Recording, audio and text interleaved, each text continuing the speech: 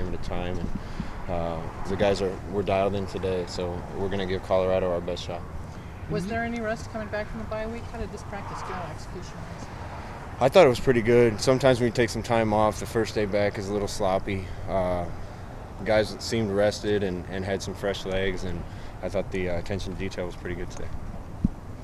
When you look at, you guys made the first Pac-12 championship game, and it's taken you this long to get back. I mean, just how big of a deal is it just to get there?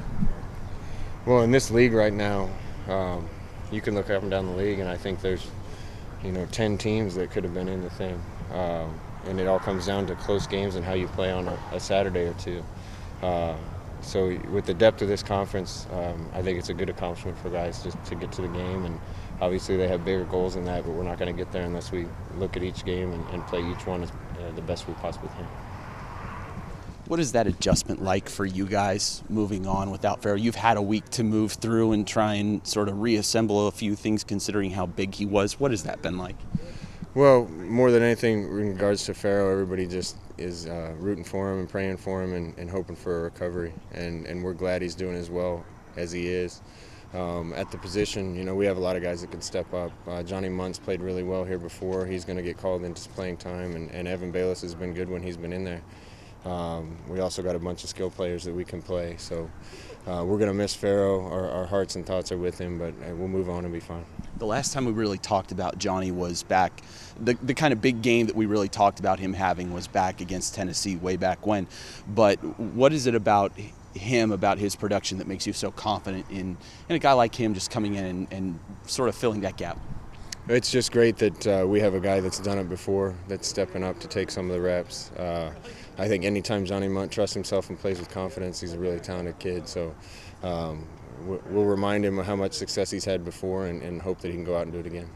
How do you feel about Doug Brenner's, the way he's moved in? He's going to be pretty much the guy. He said he's gonna be moving around with Amani at guard and center, sort of rotating. Is he really going to be the guy at center for the time being?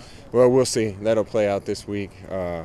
We got a few different guys that can snap the ball and a lot of guys that can play guard. So we'll see how that shapes up this week. What makes you so confident about the way he reads defenses and passes on the info? Well, we got a bunch of experience on the O-line, and I think Doug's a really smart kid. So whoever's at center making the calls, we have a lot of confidence in him. How does it make you feel to have Andre back into that mix after so long?